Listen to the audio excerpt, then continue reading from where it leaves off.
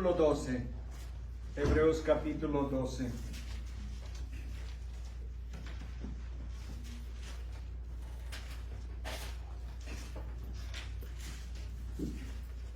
Hebreos 12, vamos a comenzar solo como repaso desde el versículo 11 adelante hasta terminar el capítulo ahora. Hebreos 12, 11.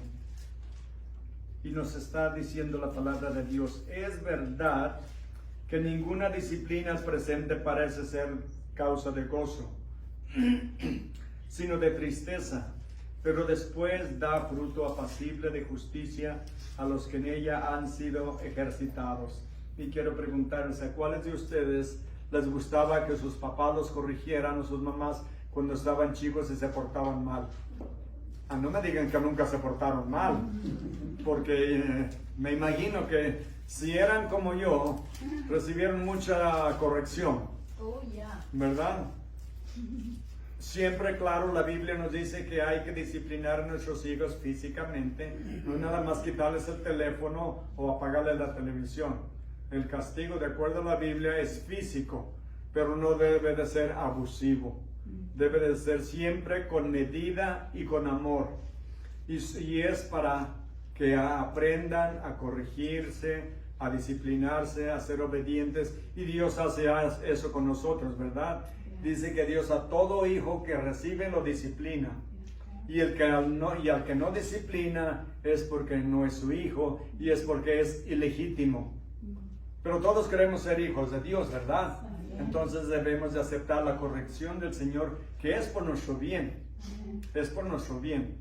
Y luego continúa diciendo en el versículo 12: por lo cual levantad las manos caídas y las rodillas paralizadas, y haced sendas derechas para vuestros pies, para que el cojo no se salga del camino, sino que sea sanado. Pablo había estado hablando de que estamos corriendo en una carrera, ¿verdad?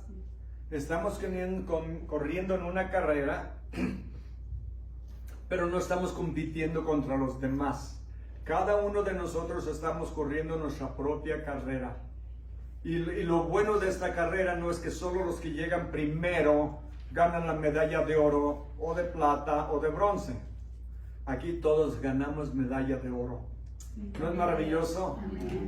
Y entonces lo que debemos hacer, como dice, por lo cual levantar las manos caídas y las rodillas paralizadas, es alentarnos unos a otros, ayudarnos unos a otros.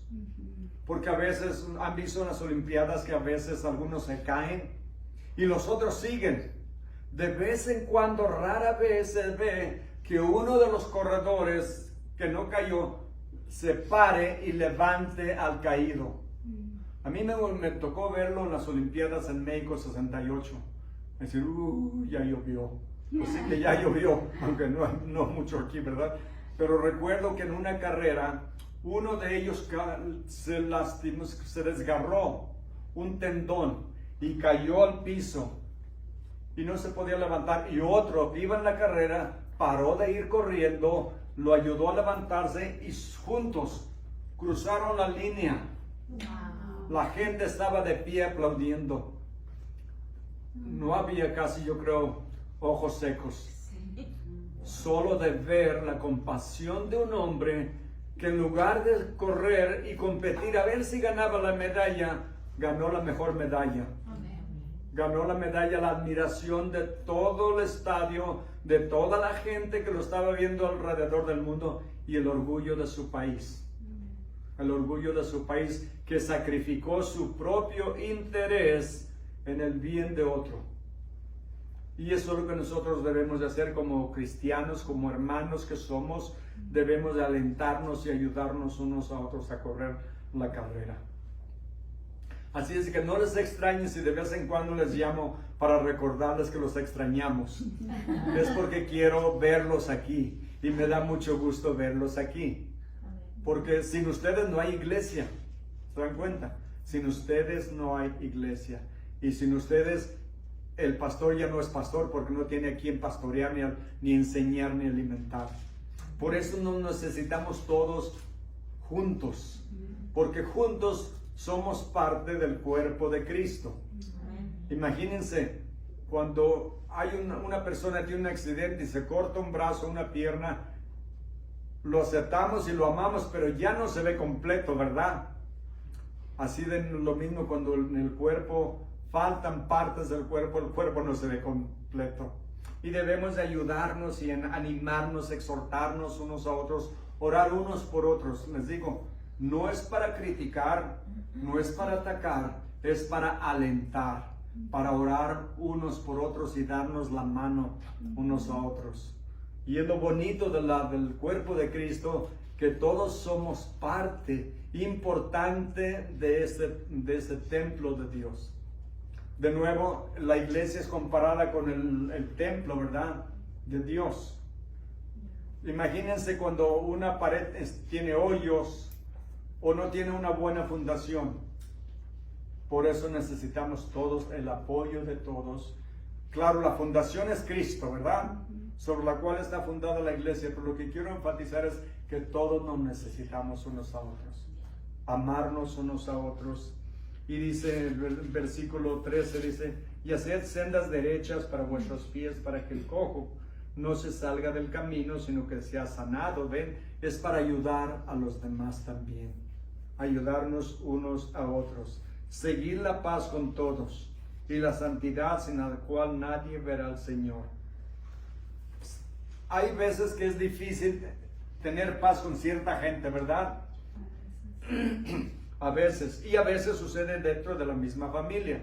¿Por qué? Porque todos somos diferentes. Pero debemos de seguir la paz.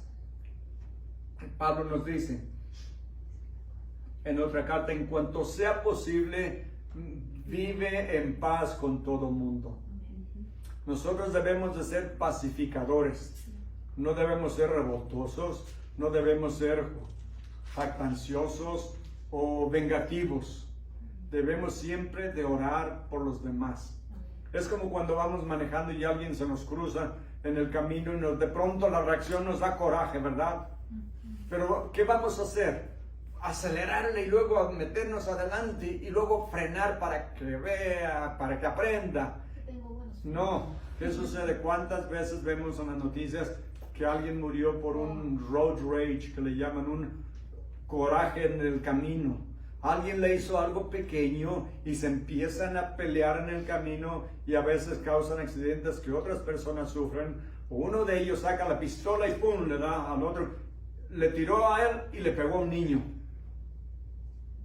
Y cosas tan tristes que se ven. En lugar de perdonar y orar, decirle, Señor, bendícelo, protéjalo y manténlo lejos de mí, ¿verdad? Y de los demás, porque es tan fácil enojarse uno y debemos de controlarlos, vivir en paz. Porque ¿qué tal si él se para y yo me paro? Bueno, regularmente siempre que si me paro, el casal está más grandote que yo y no me ven muy bien. Pero digamos que me bajo yo de mi camionetita y luego me dice, oye, ¿te me haces conocido? Y yo ya listo, ándale, vente, que no te tengo. ¿Te me haces conocido? Oye, no vas, oye, que no eres pastor.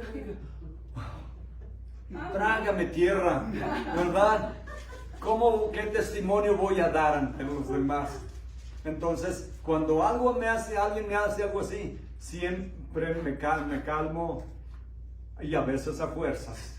Sinceramente, a veces a fuerzas. ¿Por qué? Porque hay veces que voy a la tienda y alguien me dice, hola, ¿cómo está? Hola, ¿qué tal? Gusto de verlo. Y luego digo, ¿quién sería? Y luego a veces me dicen, sí, ¿me recuerda? Yo estuve en su iglesia una vez. Pues por eso no me acuerdo, nomás vino una vez. Pero me conocen.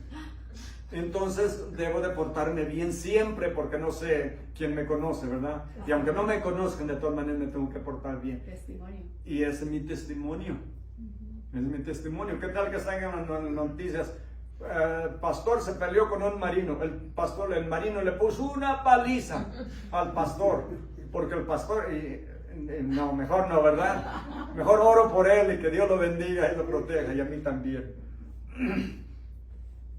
Versículo 15 dice, mirad bien, no sea que alguno deje de alcanzar la gracia de Dios, que brotando alguna raíz de amargura os estorbe, y por ella muchos sean contaminados. Se dan cuenta, miren, que no haya nada en nuestro corazón que brote. Dice que deje de alcanzar la gracia de Dios. Todos necesitamos la gracia de Dios, ¿verdad? Todos necesitamos la gracia de Dios. Pero brotando una raíz de amargura nos estorbe y por ella muchos sean contaminados. ¿Cuántas veces por la acción de uno, otros son afectados? Volviendo al ejemplo que les acababa de dar de un pleito en el camino.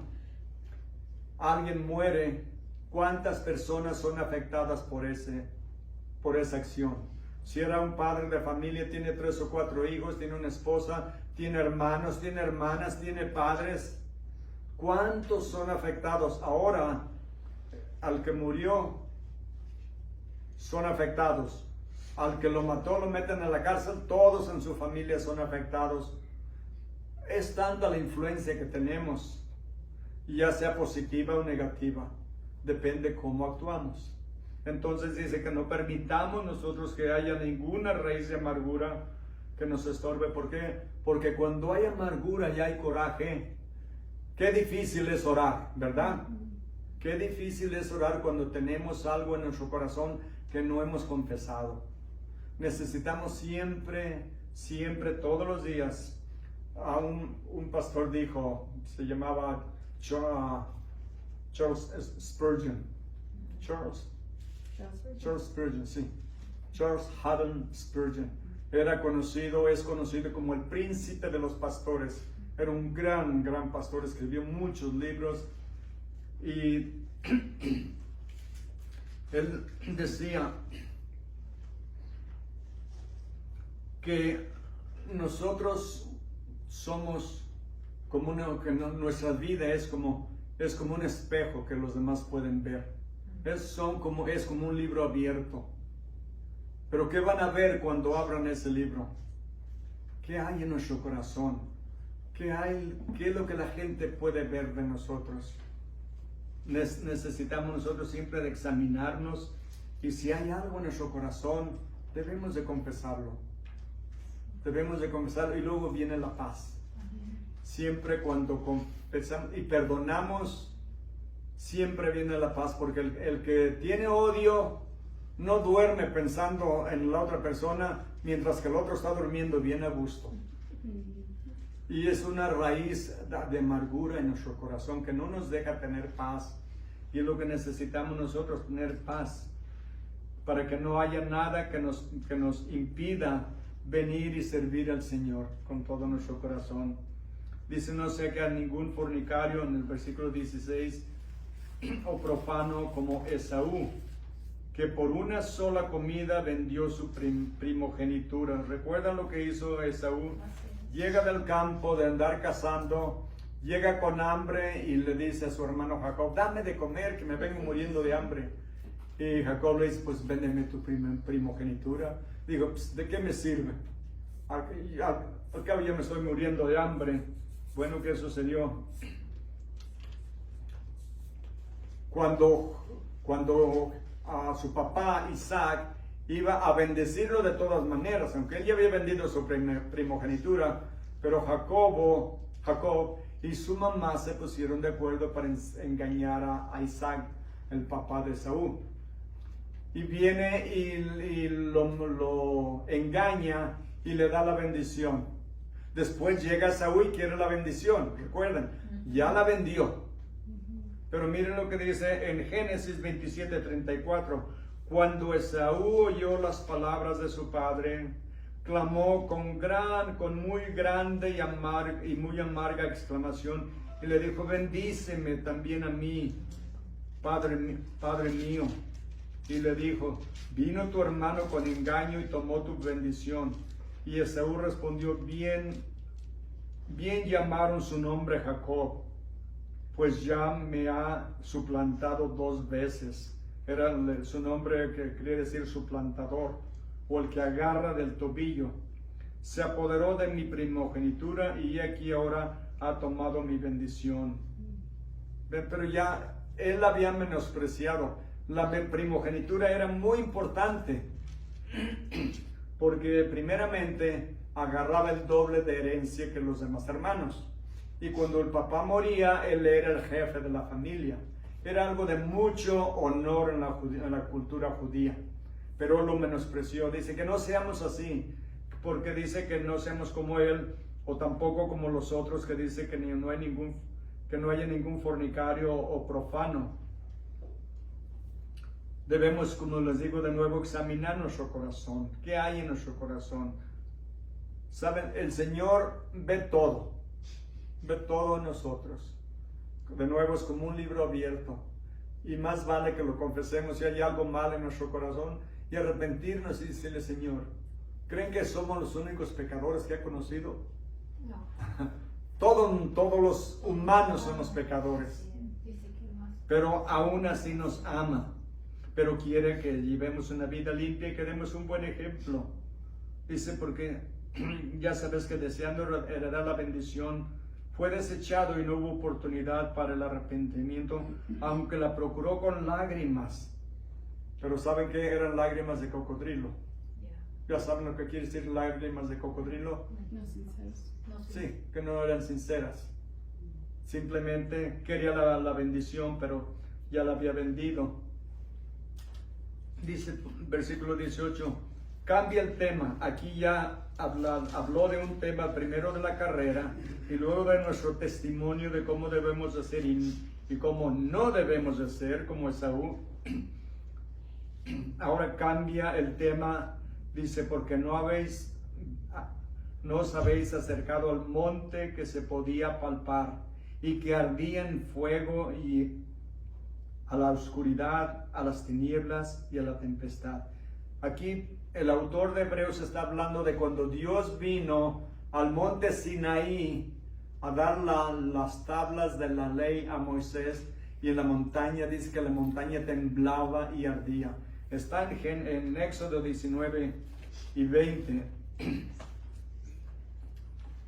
Solamente les voy a leer parte del capítulo 19.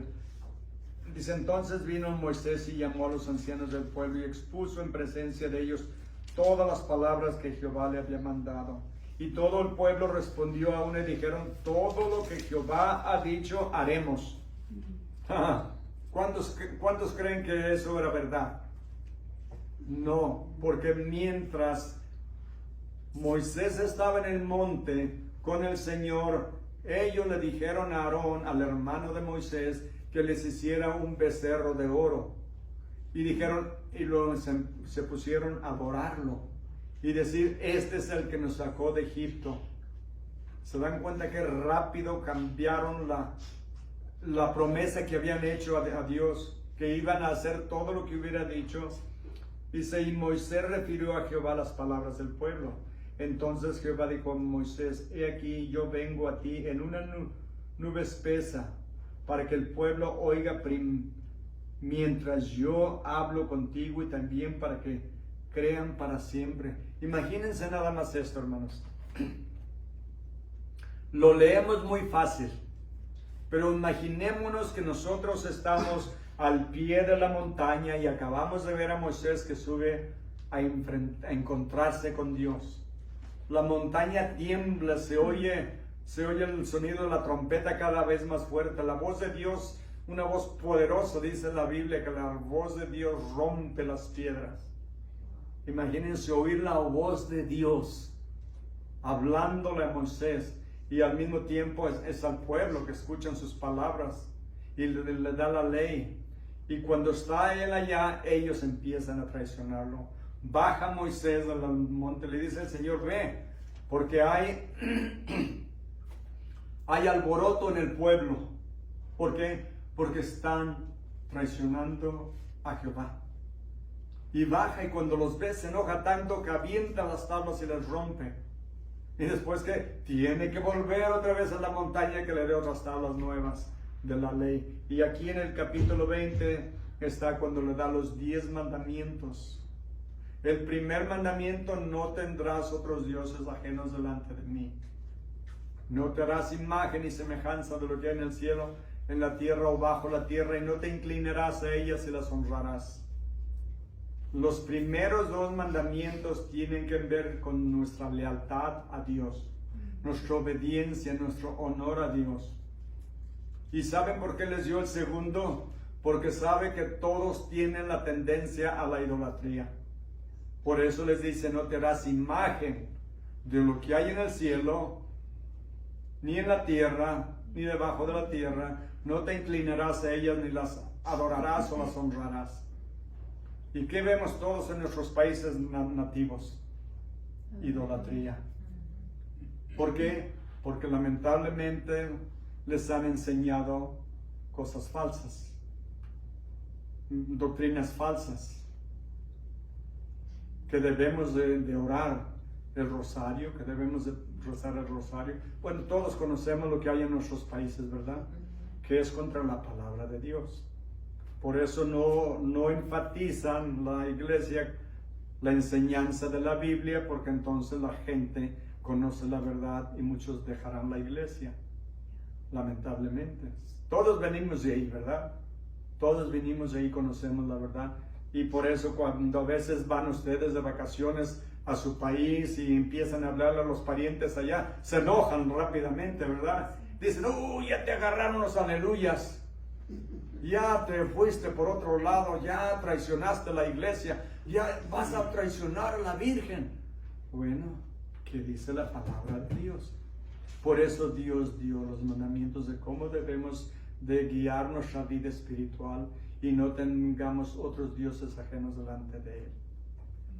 Y la montaña ardía, temblaba con la presencia de Dios.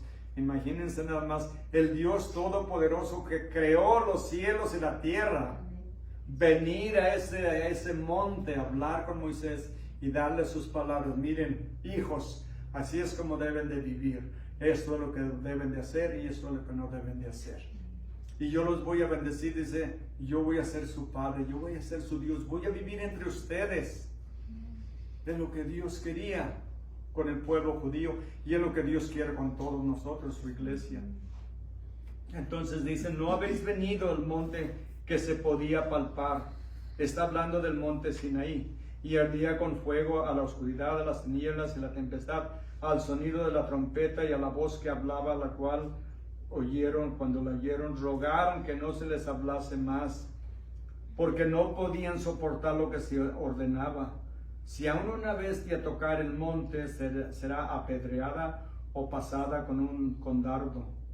Y tan terrible era lo que se veía que Moisés dijo, estoy espantado y temblando. Mismo Moisés estaba espantado de estar, lo que estaba ocasionando la presencia de Dios. ¿Y no es maravilloso que ahora Dios vive en nosotros? Si nosotros hemos confesado nuestros pecados, nos hemos arrepentido, hemos confesado a Cristo como nuestro Salvador, como nuestro Señor, ahora viene el Espíritu Santo, que es Dios, a vivir en nosotros, a enseñarnos, a corregirnos, a instruirnos, a abrirnos la mente para comprender la palabra de Dios. Él es el que nos instruye, el que nos enseña, y cuando nos desanimamos, el que nos echa porras. El que viene y nos levanta y nos abraza y dice, sigue adelante, termina tu carrera, no te rajes. Bueno, eso es si fueras mexicano, el Espíritu Santo, ¿verdad? No te rajes, pero échale ganas, no te desanimes, sigue adelante, yo estoy contigo. Y el Señor Jesús dijo, estaré con ustedes hasta el final de los tiempos. Él está con nosotros, día y noche, en nuestra casa, y Él ve lo que vemos en la televisión, y Él oye lo que oyemos, Él oye la música que oyemos. Él está con nosotros todo el tiempo. Por eso debemos de pensar, si Cristo estuviera en mi casa, ¿haría algo diferente? Bueno, Cristo está en mi casa, ¿qué debo de hacer? ¿Qué debo de cambiar? Es algo que cada uno de nosotros tenemos que mirar en nuestra vida, y Él está con nosotros. Y dices, versículo 22, sino que os habéis acercado al monte de Sión. Ven cómo aquí cambia la palabra. El monte, primero en el monte Sinaí, es donde vino la ley, y la ley mata. ¿Por qué mata? Porque no la podemos cumplir. Y como la ley es santa y sagrada, si nosotros no la cumplimos, nos juzga. Y nos juzga. Pero ahora habla del monte Sión. El monte Sión es donde está el monte Gólgota, donde está Jerusalén, donde Jesús murió y dio su vida por nosotros. A la ciudad del Dios vivo, a Jerusalén. Ahora cambia a la celestial. ¿Saben que todos tenemos una ciudadanía en el cielo? Si estamos en Cristo. Algunos tenemos ciudadanía aquí, o ciudadanía doble en nuestro país y aquí. Pero la más importante de todas es la ciudadanía celestial, en la nueva Jerusalén. Y dicen, pues, ¿cuántos vamos a vivir ahí? ¿Habrá lugar para mí? Bueno, simplemente dejen decirle qué tan grande es la nueva Jerusalén. Mide 1500 millas de largo, 1500 millas de ancho, 1500 millas de alto. Simplemente unas estadísticas que leí, dice, la ciudad de Londres tiene 140 millas cuadradas. La Nueva Jerusalén tiene 2.250.000 millas cuadradas. De acuerdo a lo que es un piso, ¿verdad? Como aquí son 8 pies de alto. Lo que es un piso le llamamos, ¿verdad? Tiene 600 pisos. Así es que no se desesperen, hay lugar para ustedes, para cada uno de ustedes. Cabrían ahí, se calcula, no recuerdo ahorita, pero muchos, como 50 o 100 o no sé cuántos billones de gente en esa ciudad. Otras, es más grande 20 veces que Nueva Zelanda, 10 veces más grande que Alemania, 10 veces más grande que Francia, todo el país. 40 más veces que Inglaterra y más grande que el continente de la India asiático. Es una ciudad inmensa y de nuevo con muchos pisos, 600 pisos. Es la nueva ciudad y las calles son de oro. Le compartía, estamos hablando hace rato, que aquí lo que más apreciamos, lo que más tiene valor es el oro, ¿verdad? El oro, en el cielo las calles están hechas de oro. Es que es tan claro, tan puro que es hasta transparente. ¿Qué tal aquí cuánta gente sacrifica su vida, su familia, su salud haciendo dinero? Y si lo pudieran convertir todo este dinero que tienen en propiedades y en el banco en oro, hagamos de cuenta que tienen un pedazo de oro así de ancho, así de largo y así de grueso. Todo lo que han hecho en toda su vida, trabajaron 2 trabajos o 3 durante su vida. Nunca estaban en la casa porque estaban trabajando, haciendo dinero para la familia, pero nunca estaba con ellos porque tenía que trabajar. Y al final de cuentas, cuando se muera, se lo va a llevar todo. Lo pone en una valija y llega al cielo con su pedazote de oro y le dicen, ¿y eso? Eso es todo lo que hice. ¿Trajiste asfalto? ¿Cuánto vale que un pedazo de asfalto? Nada. Pues eso vale allá nuestro tesoro en el cielo. Nada. Porque allá todas las calles están hechas de oro y mucho más finísimo. Lo más importante es lo que hacemos con nuestra vida, con lo que Dios nos ha dado, con nuestros recursos, todo lo que es nuestra vida, nuestro tiempo, cómo lo usamos, nuestros recursos que Dios nos da, para qué lo usamos. Y lo que damos, les he dicho antes, lo único que nos vamos a llevar es lo que damos. Si lo damos por diosero, si lo damos a la iglesia, si lo damos a una familia necesitada, si sabemos que alguien no tiene para comprar medicina o pagar la renta, le ayudamos, todo eso no lo vamos a llevar, porque todo lo bueno que hagamos aquí, allá dice que el Señor que es galardoneador de todos los que lo buscan. O sea, todo lo que demos aquí, allá lo ponemos en el banco. Pero todo lo que usamos para nosotros, aquí se queda. Y todo lo que tengamos aquí, se va a quemar. Es lo que vamos a ver enseguida. Vamos adelante, síganme los buenos.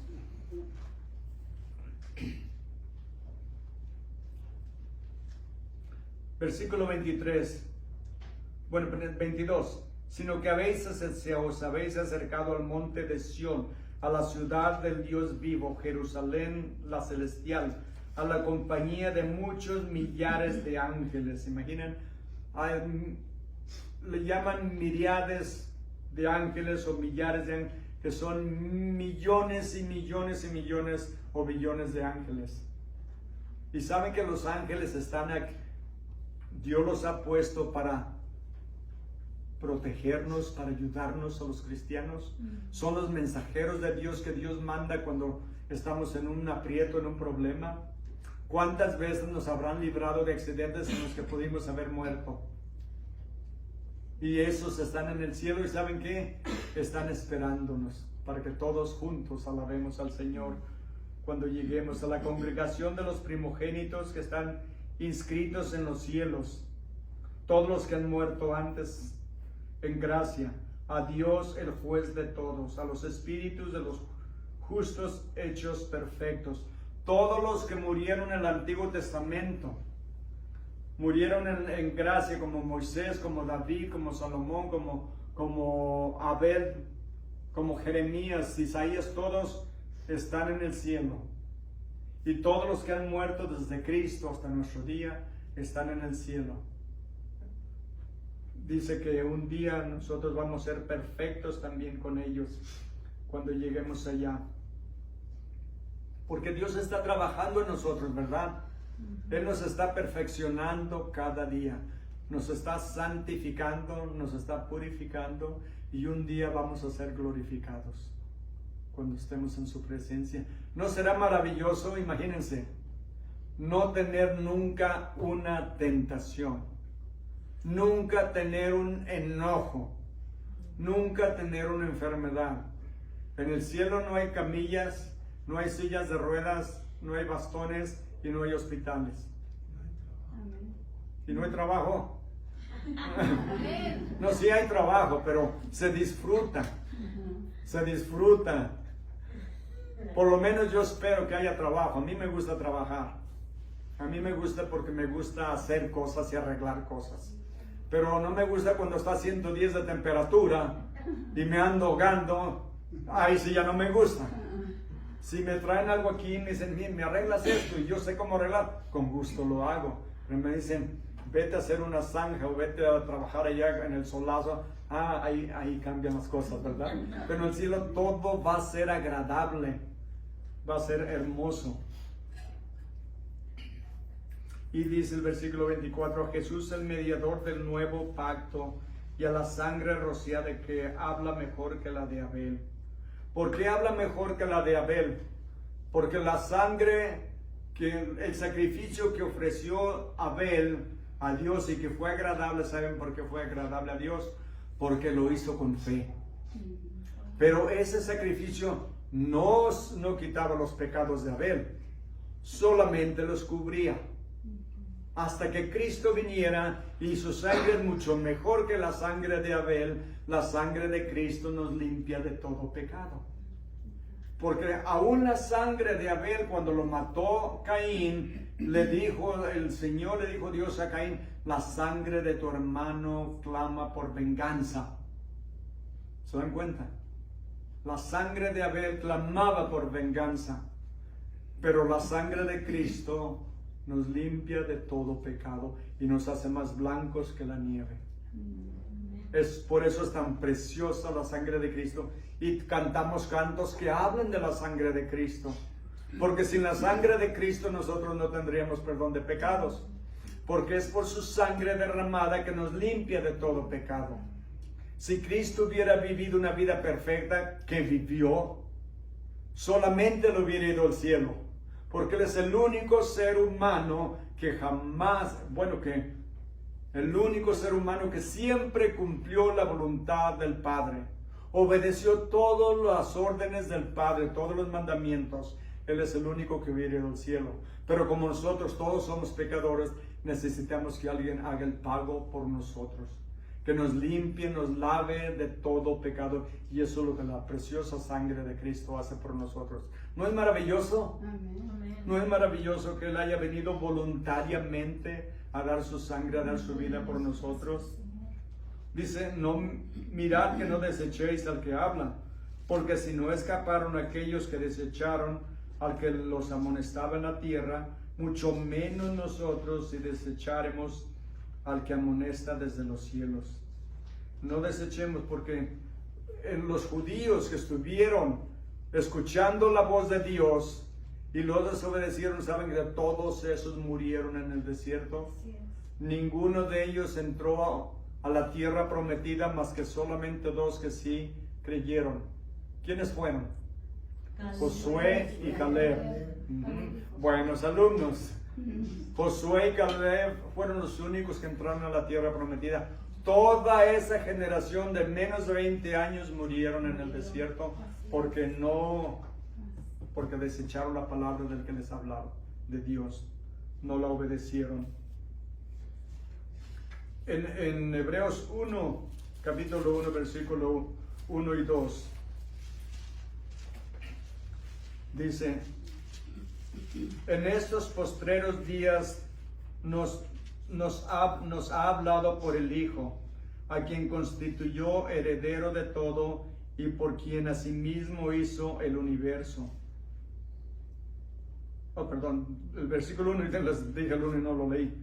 Dios, habiendo hablado muchas veces de muchas maneras en otro tiempo a los padres por los profetas, en estos postreros días Dios nos ha hablado por el Hijo, a quien constituyó heredero de todo y por quien asimismo hizo el universo. Dios les habló en el Antiguo Testamento por los profetas, primero por Moisés, después por todos los profetas, pero ahora nos ha hablado por el Hijo. Y si ellos desecharon a los profetas y murieron, cuánta más responsabilidad tenemos cuando ahora nos ha hablado a través de su Hijo. En el versículo 28 y 29 del capítulo 10 dice, el que viola la ley de Moisés por el testimonio de 2 o 3 testigos muere irremisiblemente. ¿Cuánto mayor castigo pensáis que merecerá al que pisoteare al Hijo de Dios y tuviere por inmunda la sangre del pacto en la cual fue santificado e hiciere afrenta al Espíritu de gracia? Afrenta al Padre que lo envió, afrenta al Hijo que murió y afrenta al Espíritu Santo de gracia. Así es que por eso da tan fuerte advertencia de que no debemos de caer en ese error. De nuevo, les dio la ley, pero la ley mata. Pero el Espíritu da vida eterna. Y en Hebreos 10:31 dice, horrenda cosa es caer en las manos del Dios viviente. Imagínense esto, horrenda cosa es caer en las manos del Dios viviente. Por eso tenemos que tener cuidado de cómo respondemos al Evangelio, la palabra de Dios. En Romanos 7:9, 9 al 11 dice, y yo sin la ley vivía en un tiempo, pero venido el mandamiento, el pecado revivió y yo morí. Y allí que el mismo mandamiento que era para vida, a mí me resultó para muerte, porque el pecado, tomando ocasión por el mandamiento, me engañó y por él me mató. De manera que la ley a la verdad es santa y el mandamiento santo, justo y bueno. Pero ¿qué sucede con eso? Ya no los confundí, espero. Dios nos da sus mandamientos, su ley. Y su ley es santa, el mandamiento es puro. Pero el problema es que nosotros no lo podemos guardar. No lo podemos guardar, no lo podemos observar. Por eso dice Por eso Él mandó a Cristo cumplir toda la ley, todos los mandamientos que Dios había dado. Jesús los cumplió por nosotros. ¿No es maravilloso? Él tomó no solo nuestro lugar en la cruz, Él hizo todo lo que nosotros debíamos de haber hecho y debemos de hacer, pero nosotros fallamos. Pero Él, por su gracia, nos dio el beneficio de lo que Él logró en la cruz. Regresemos al versículo 26, dice: la voz del cual conmovió entonces la tierra, pero ahora ha prometido, diciendo: aún una vez, y conmoveré no solamente la tierra, sino también el cielo. Y esta frase, aún una vez, indica la remoción de las cosas movibles, como las cosas hechas para que queden las inconmovibles. Bueno, lo que está hablando aquí, y déjenme decirles lo que nos viene. Dios este mundo que nosotros conocemos, va a ser completamente calcinado, destruido, quemado. Todo va a desaparecer. Todo el universo físico va a desaparecer. Pedro nos dice en la segunda carta de Pedro, en el capítulo 3, versículo 10, adelante dice: pero el día del Señor vendrá como ladrón en la noche, en el cual los cielos pasarán con gran estruendo, y los elementos ardiendo serán deshechos, y la tierra y las obras que en ella hay serán quemadas. Puesto que todas estas cosas han de ser deshechas, ¿cómo debéis vosotros andar en santa y piadosa manera de vivir?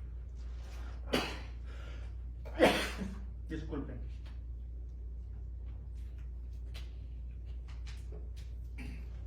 El COVID. Ahora le echo la culpa al COVID de todo. Por eso tengo problemas. Puesto que todas las cosas han de ser deshechas, ¿cómo debéis vosotros andar en santa y piadosa manera de vivir? Esperando y apresurándoos para la venida del día de Dios, en la cual los cielos encendiéndose serán deshechos y los elementos siendo quemados se fundirán. Pero nosotros esperamos, según sus promesas, cielos nuevos y tierra nueva, en las cuales mora la justicia. Amén. Eso es lo que esperamos. La nueva Jerusalén, todo lo que existe en el universo, billones, trillones, cuatrillones, quinzillones y hasta los sillones, todo lo que hay en el cielo va a ser quemado. Todo va a ser destruido. Entonces, ¿cómo debemos nosotros de vivir? Una manera piadosa, ¿verdad? En Isaías 13, continúa el mismo tema. Les voy a dar otros versículos sobre lo que dice la Biblia, sobre lo que va a venir adelante. Isaías 13:13: porque haré estremecer los cielos y la tierra se moverá de su lugar. En la indignación de Jehová de los ejércitos y en el día del ardor de su ira, cuando Dios juzgue toda la creación. Isaías 34:4: y todo el ejército de los cielos se disolverá y se enrollarán los cielos como un libro, y caerá todo su ejército como se cae la hoja de la parra y como se cae la de la higuera. Todo esto va a ser destruido de nuevo. En Revelación 20:11 dice la Biblia: y vi un gran trono blanco y al que estaba sentado en él, de delante del cual huyeron la tierra y el cielo, y ningún lugar se encontró para ellos. Todo va a ser, dice, el universo va a ser como enrollado como un libro, como una hoja de papel, como un pergamino. Pero es una manera simbólica de hablar, pero es que todo será destruido. Capítulo 21 de Apocalipsis dice: y vi un cielo nuevo y una tierra nueva, porque el primer cielo y la primera tierra pasaron y el mar ya no existía más.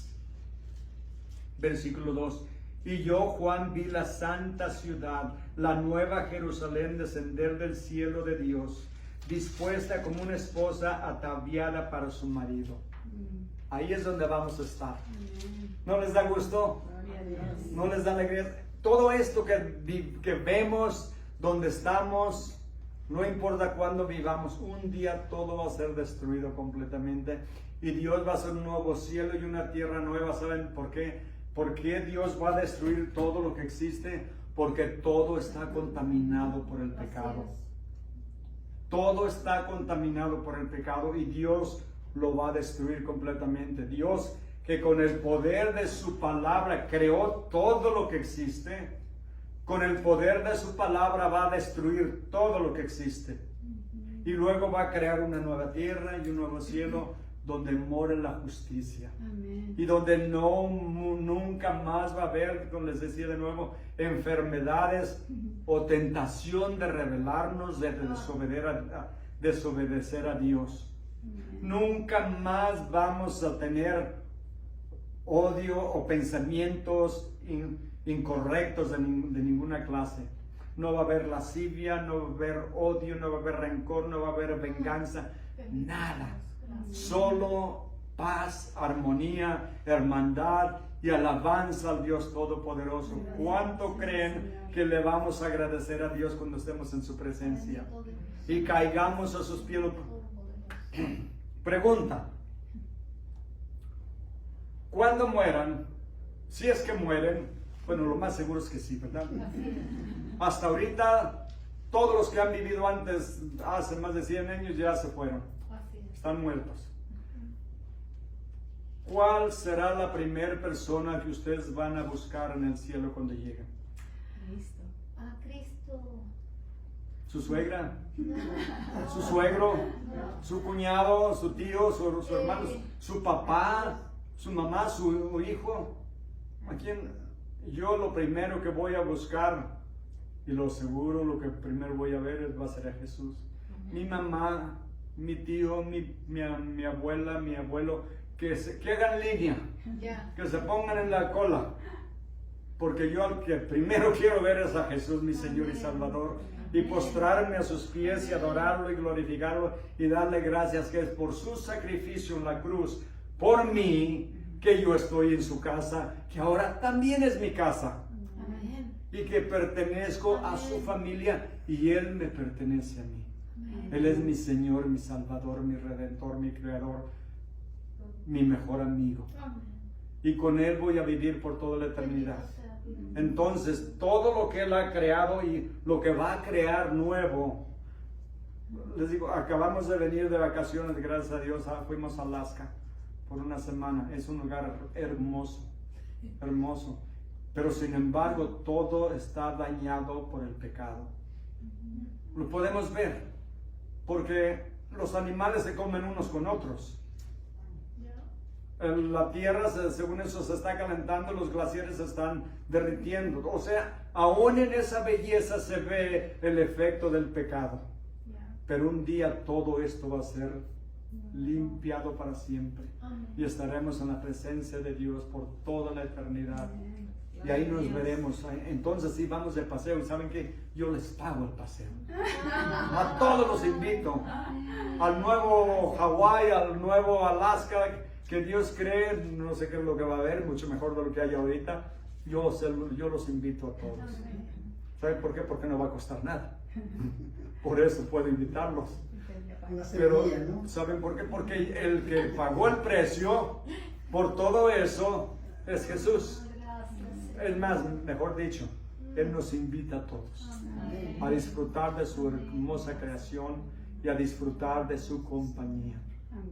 Por eso estamos aquí estudiando la Biblia, porque vemos, en el periódico no lo van a oír, en Telemundo, en Univisión, en Fox, en CNN, en ningún lugar van a oír estas noticias ahí. Lo que Dios tiene preparado, pero también el juicio que va a traer sobre el mundo, y que dice, y todos los que lo rechacen, todos los que desprecien el sacrificio de Cristo, van a tener que dar cuenta por todos sus pecados. Automáticamente ya les sacaron la tarjeta roja. Ya los eliminaron, ya perdieron, ya no tienen derecho de entrar al mundo porque no recibieron el perdón de sus pecados a través de Cristo. Entonces automáticamente ya están condenados, pero luego tienen que dar cuenta de cada pecado y pagar por todo lo que hicieron en su vida. Yo no quiero enfrentar a Dios en esa manera. Yo quiero enfrentarlo diciendo, ¿qué hay de regalos? ¿Qué hay de Navidad? ¿Qué hay de recompensa? No, la recompensa va a ser Él, pero aparte de todo dice que Él es galardoneador de todos los que lo buscan, todos los que lo aman. Todo lo que hagamos por Él y por los demás, Dios nos va a bendecir. Pero el regalo más grande es estar en su presencia. ¿No es maravilloso? Qué bueno que vinieron para que oyeran las buenas noticias de lo que les espera. Porque es out of this world, como dicen. Fuera de este mundo. Así es. Fuera de este mundo. Lo que Dios tiene, ¿qué dice la Biblia? Ojo no ha visto, oído no ha oído, ni ha entrado en el corazón del hombre las cosas que Dios tiene preparadas para los que lo aman. Qué lindo, ¿verdad? Amén. Gracias, gracias, gracias a Dios. Vamos orando. Señor bendito, Dios todopoderoso, lo adoramos, lo exaltamos y lo glorificamos. Le damos gracias, Señor, por los planes tan maravillosos que tiene para nosotros. Y no nos ha dejado en la oscuridad. Nos ha dado su palabra donde aprendemos y vemos todo lo que usted tiene planeado para los que lo buscan, pero también el castigo para los que lo rechazan. Y el castigo es merecido. No hay nadie en el infierno que no haya merecido el infierno y porque ha rechazado lo más valioso, la sangre de Cristo, el sacrificio que Él vino a hacer por ellos, pero ellos lo rechazaron. No hay nadie en el infierno que no lo haya ganado y no hay nadie en el cielo que lo haya merecido o lo haya ganado, porque todo es por gracia, porque usted hizo todo por nosotros y por eso ahora nosotros vamos a disfrutar de toda su creación y de lo más importante es una relación eterna, santa, pura y perfecta con usted. Le pido, Señor, su bendición para cada uno de mis hermanos que están aquí y por los que faltan, Señor, donde quiera que estén. Pedimos que los bendiga, los proteja, los guarde y los vuelva con bien hacia nosotros. Y por los que estamos aquí, Señor, por cada hogar representado, yo pido que intervenga en sus vidas, que los sane, que los restaure, que los fortalezca, que los guíe, Señor. Y donde haya necesidad de corrección, lamentablemente la necesitamos, y traiga la corrección a nuestras vidas, Señor. Porque queremos serle agradables, queremos serle obedientes y queremos estar en su presencia tranquilos, sabiendo que estamos buscando su voluntad. Bendígalos, sánelos, provea para sus necesidades, sean emocionales, físicas, económicas o espirituales. Te pido su bendición en el nombre santo y bendito de nuestro gran Salvador, Redentor Jesucristo. Amén. Amén. Amén.